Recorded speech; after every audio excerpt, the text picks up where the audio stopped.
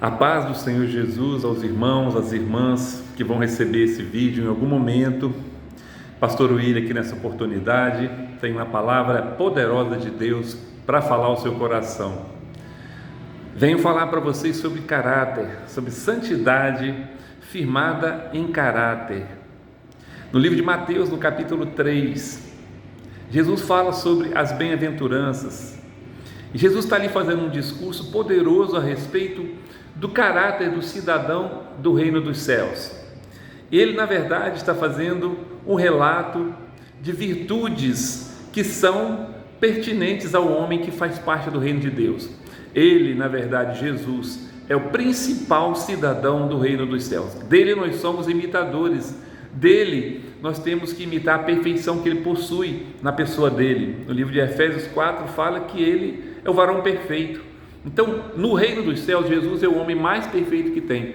E aqui ele está colocando virtudes, as 9 virtudes que estão ali, as 9 bem-aventuranças que estão ali, fazem parte do próprio caráter dele, né? Então, a santidade de Jesus ela é manifestada através de 9 virtudes que são as 9 bem-aventuranças. E nós somos imitadores de Deus, somos imitadores de Jesus. Neste caso, precisamos entender, precisamos conhecer e precisamos ter o forte desejo de ter essas 9 virtudes aplicadas dentro do nosso coração. Nós vamos falar aqui detalhadamente sobre cada uma dessas 9 bem-aventuranças, lembrando que elas são modelo para nós, tá certo? Então, a primeira bem-aventurança que Jesus traz como modelo do cidadão dos céus é a humildade. Ele diz: bem-aventurados humildes de espírito, porque deles é o reino dos céus. A humildade para Jesus é a virtude número 1, é a top de todas as virtudes. E ele é o modelo, porque está escrito em Filipenses que o sentimento dele foi o sentimento de se esvaziar de si. Quando ele vem dos céus, através do Espírito Santo, para nascer em Maria, antes de nascer, ele era um homem perfeito no céu. Ele era cheio de poder, de virtude no céu. Ele teve que se esvaziar de tudo isso, inclusive abdicar da condição de divino. Ele não deixou de ser Deus, mas ele não julgou como usurpação ser igual a Deus. Ele poderia ter dito: não, eu sou Deus, jamais eu vou assumir a forma de um ser humano que é uma criatura tão pequena. Como é que eu posso ser Deus no momento e lá no outro momento me tornar um ser humano pequeno, como é o ser humano, como somos nós? Então Jesus, quando ele dá essa atitude de modelo, ele está dizendo que nós temos que também aprender a abrir mão dos nossos valores, das nossas prerrogativas, né? A humildade é quando você se esvazia de você mesmo, se esvazia do seu orgulho, de achar que você é melhor do que alguém, da sua soberba de achar que você é maior do que alguém, se esvazia da vaidade de pensar que você é o que você não é, se esvazia de todas as suas qualidades pessoais. Essas qualidades que são suas, na verdade, elas podem até fazer parte do seu acervo de conduta, de valores, mas diante da presença de Deus, você tem que abrir mão de todas elas. Para Jesus, essa é a virtude mais poderosa do caráter que ele exibiu nele e que nós precisamos aprender, tá bom? Então, bem-aventurados os humildes, porque a humildade é a principal qualidade do caráter. A segunda virtude que Jesus está elencando aqui, ele está dizendo sobre o sofrimento. Bem-aventurados que choram, porque serão consolados. Você vê que Jesus coloca essa qualidade, essa virtude, no segundo ponto de 9. Então, o quebrantamento, que é o que traz as lágrimas, foi também uma marca da vida ministerial de Jesus. Olhando no livro de Isaías, capítulo 53, do versículo 1 ao 12, ali colocado 12 ações que vieram sobre ele para trazer quebrantamento. A primeira delas é que Jesus não foi crido pelos seus contemporâneos. Os fariseus, os saduceus, os escribas, o povo de Jerusalém, o povo da Judéia, não creram que Jesus era o Messias. Ele passou 3 anos ali sofrendo a rejeição da incredulidade. Depois ele sofre também um outro tipo de rejeição, outro tipo de quebrantamento na sua pessoa, que era a sua aparência física. Diz a Bíblia no versículo 2 do capítulo 53 que Jesus não tinha beleza, não tinha formosura e não tinha boa aparência, ou seja, ele era feio, feio, feio. Então nós vamos ver ali no capítulo 53 12 ações que incidiram sobre a pessoa do Messias para trazer quebrantamento, e ele experimentou lágrimas. A gente não vê Jesus chorando pelos cantos, não vê Jesus lamentando, murmurando, mas os momentos íntimos dele, que subia para orar com o Pai, secretamente com o Pai, a gente não sabe o que ele falava, mas ele falava palavras. Ele tinha ali no seu momento pessoal, a sós com Deus. Provavelmente nesses momentos ele derramava suas lágrimas, porque ele era um homem que experimentou um forte quebrantamento. Ele teve que vencer todos esses 12 versículos ali do capítulo 53 de Isaías para romper o seu ministério. Então ele coloca em segundo ponto a questão do quebrantamento, das lágrimas. Bem-aventurados que choram. Ou seja, nós, como homens de Deus, mulher de Deus, precisamos ter atenção com o sofrimento. O sofrimento não é para o nosso mal. É para arrancar lágrimas? Sim, é para arrancar lágrimas, mas é para melhorar o nosso caráter. A terceira virtude que Jesus coloca aqui como bem-aventurança, isso ele fala no versículo 5, versículo 3, 4 e 5, a terceira bem-aventurança é: bem-aventurados os mansos, porque herdarão a terra. Veja, a mansidão é uma virtude poderosa. Jesus coloca como o top 3 de 9. A mansidão é quando você não devolve para o outro na medida do mal que ele te faz. Você pode ter até poder para isso, você pode ter até meios para isso, você pode ter recursos para retribuir o mal que estão te fazendo, mas Jesus falou: não faça isso. A mansidão é quando você decide não reagir pelo mal que te fazem. Jesus poderia ter reagido. Quando ele foi preso lá no Getsêmani, ele fala: se eu quisesse, eu pediria ao meu Pai agora mesmo, ele me mandaria até 12 legiões de anjos. Ou seja, Jesus tinha à sua disposição um recurso infinito de poder para repreender aquela geração toda, mas ele preferiu se submeter à vontade do Pai dele do que reagir na medida da provocação que ele recebeu. Então, se você quer seguir o caminho, as pisadas de Jesus, nós precisamos aprender o caminho da mansidão. É fácil? Não é fácil, e muitas vezes você vai ter que ceder para pessoas que você acha que não merecem o seu crédito, não merecem, mas é importante que você aprenda o caminho da mansidão.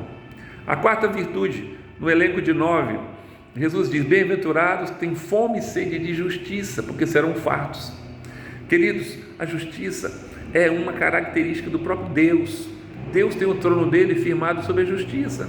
Adiante de Deus está a própria justiça. Ela é uma virtude que defende a glória de Deus, defende a santidade de Deus. Deus, ele tem perto de si essa poderosa virtude. Se eu quero aprender a lidar com Deus, a amar a Deus, eu tenho que aprender a justiça. Não tem como.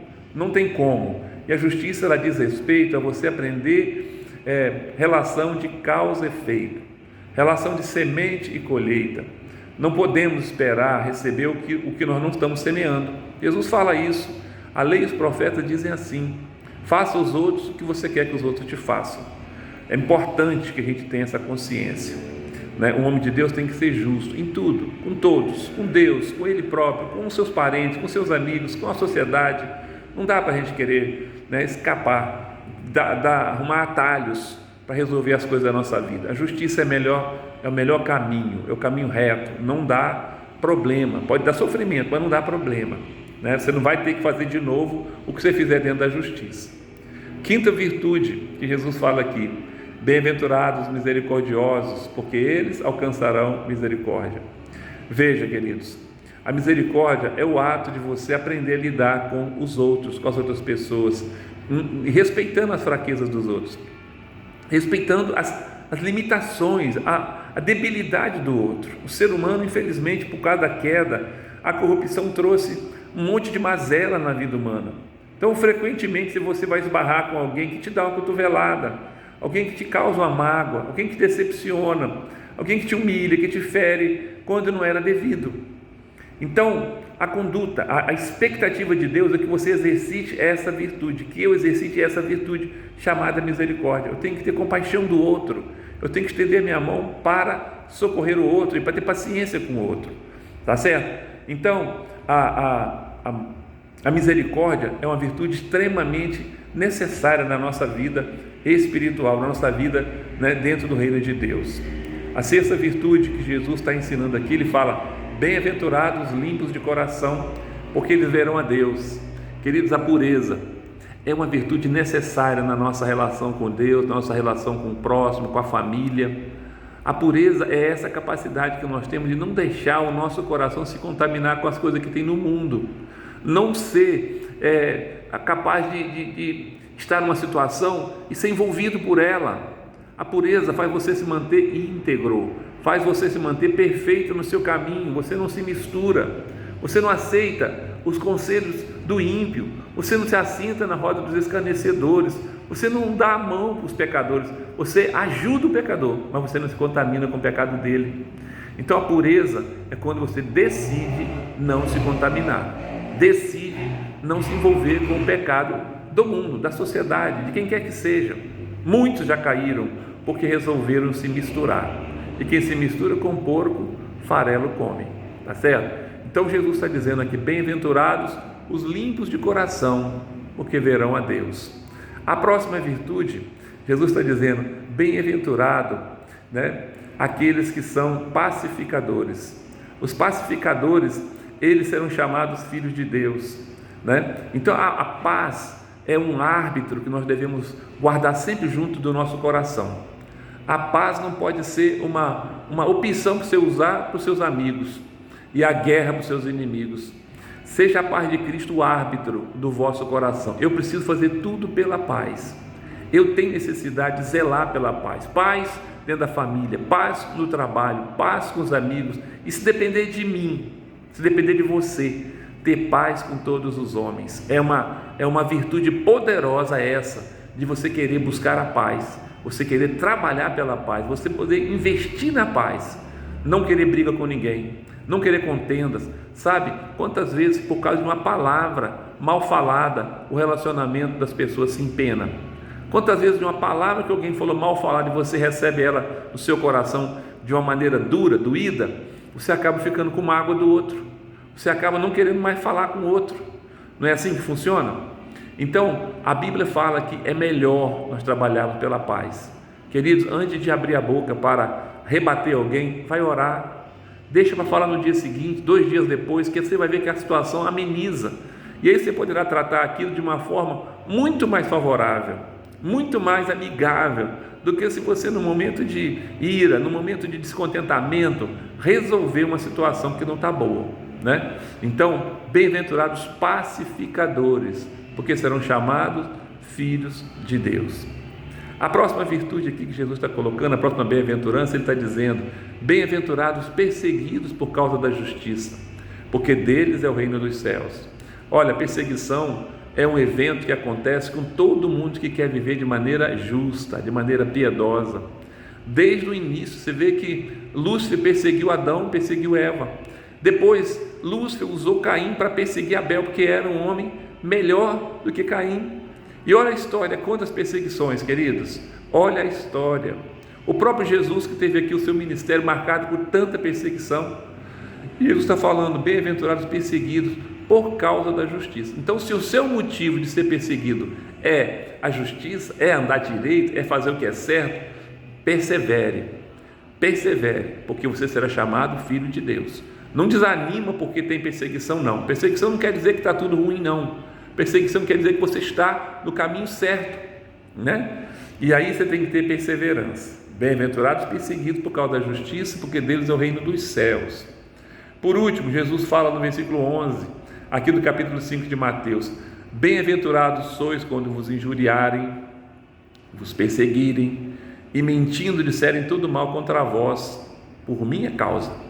Regozijai-vos e exultai, porque é grande vosso galardão no céu, porque assim perseguiram os profetas que viveram antes de vós. Olha, essa virtude nós podemos chamar ela de resiliência. Bate daqui, bate dali, persegue de lá, fala mal de cá, mas a pessoa não perde a essência. Pelo contrário, ela se alegra em Deus, se alegra, porque assim perseguiram os profetas, assim perseguiram o próprio Jesus. Os apóstolos foram perseguidos, mas por quê? Porque estavam do lado de Jesus. Então, se você sofrer algum tipo de ataque, seja de calúnia, de difamação, né, de alguma injúria mesmo, agressão física, nós podemos dizer assim: persevere, seja resiliente, continua, porque você será chamado filho de Deus, porque você será comparado aos apóstolos, aos profetas, esses homens que viveram antes de nós, que passaram por tudo isso. Então, queridos, resumindo aqui a nossa palavra, o caráter de Jesus é manifestado através de 9 virtudes. Jesus se manifesta como sendo o cidadão perfeito do reino dos céus, e nós precisamos ser imitadores de Jesus. Você quer chegar no céu, você quer entrar no reino, cuide bem dessas 9 virtudes, que são a virtude do próprio Messias. Nós precisamos aprender com ele, nós precisamos encher o terreno do nosso coração, a boa terra do nosso coração, de cada semente dessas virtudes, para que elas cresçam, floresçam e frutifiquem abundantemente no nosso coração. O nosso coração tem que ser preenchido por coisas boas, porque se não for, acaba sendo espaço para outro tipo de semente, tá certo? Que Deus te abençoe, que Deus te guarde, que Deus te prospere e que Deus te faça um cidadão dos céus, cheio das bem-aventuranças e das virtudes de Jesus.